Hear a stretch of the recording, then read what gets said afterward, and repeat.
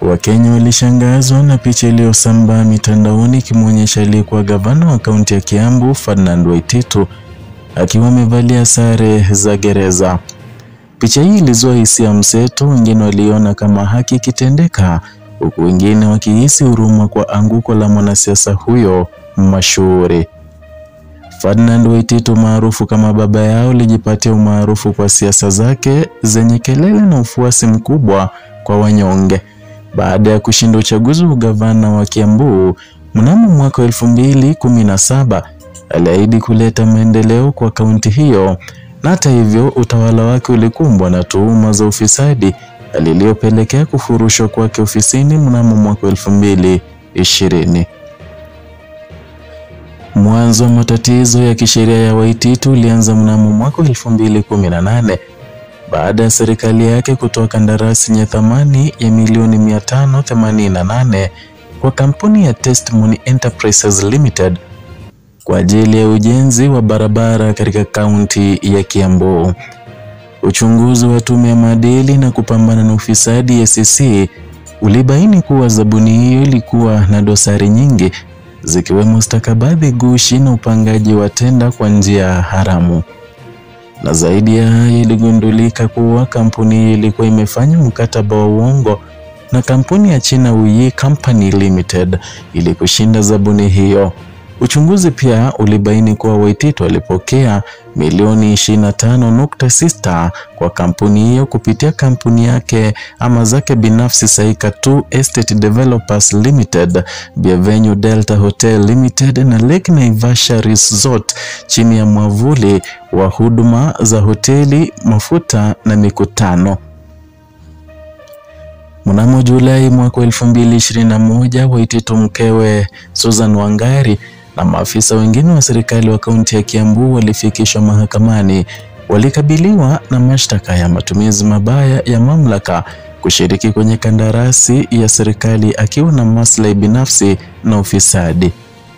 Mashahidi upande wa mashtaka waliwasilisha ushahidi wa kutosha kuthibitisha kuwa Waititu alihusika katika wizi wa pesa za umma.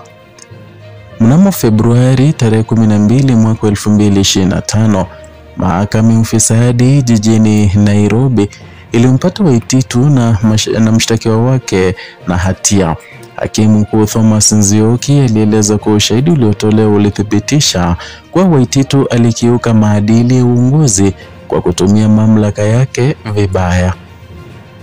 Siku iliyofuata, Februari tarehe 13 mwaka 2025, mahakama ilimhukumu Waititu kifungo cha miaka 12 gerezani au kulipa faini ya milioni 53.5.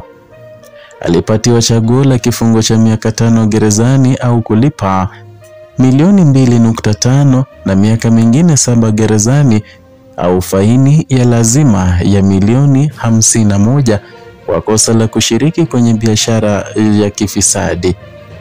Mkewe Susan Wangari alipigwa faini ya 1500 au kifungo cha mwaka mmoja. Mahakama pia ilimpiga marufuku Waititu na washirika wake kushikilia nyadhifa za umma kwa miaka 10, ikisema kuwa walivunja msingi ya uongozi bora na kujitayarisha kwa njia haramu. Kesi ya Waititu ni funzo kwa wanasiasa wa Kenya kuhusu madhara ya ufisadi. Hukumu yake inaonyesha kuwa vyombo vya sheria vinazidi kuwa makini katika kushughulikia kesi za uporaji wa mali ya umma. Hata hivyo, kisiasa, hukumu yake inaweza kuhusishwa na msimamo wake. Aliwahi kudai kuwa serikali iliyopita ilimlenga kisiasa na kuwa alikuwa mfuasi wa Rais William Ruto wakati wa kampeni za mwaka 2022. Lakini kinyume na matarajio yake, urafiki wake wa kisiasa haukuweza kumuokoa dhidi ya mkono wa sheria. Iwapo Waititu angeamua kupunguza sauti yake na kumunga mkono Rais William Ruto kwa ukamilifu, huenda mambo yangekuwa tofauti. Katika historia ya Kenya, wanasiasa wengi wameepuka hatima yao kama yake kwa kujipanga kisiasa na kujiweka karibu na mamlaka. Hata hivyo, hoja hii ni ya kubahatisha tu.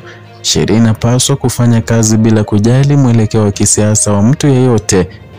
na hukumu ya Waititu ni ishara kwamba enzi ya wanasiasa kutumia uhusiano wao kuficha makosa yao huenda zimeanza kufikia kikomo. Picha ya Ferdinand Waititu akiwa gerezani ni taswira yenye uzito mkubwa katika vita dhidi ya ufisadi nchini Kenya. Inaonyesha kuwa hakuna mtu aliye juu ya sheria na inapaswa kuwa onyo kwa viongozi wengine wa umma. Ingawa siasa huweza kuwa na athari kwa mwelekeo wa kesi za mahakama, ukweli unabaki kuwa kuvunja sheria kuna matokeo yake.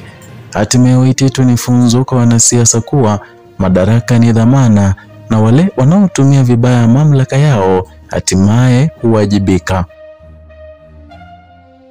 Na ikiwa wewe ni mgeni hapa, kumbuka kusubscribe kwa channel yetu ya MTN Media. Gonga hiyo kengele ili upate alerts kila tunapoweka video mpya. Ikiwa unapenda masuala ya kisiasa, bila shaka hapa ni nyumbani.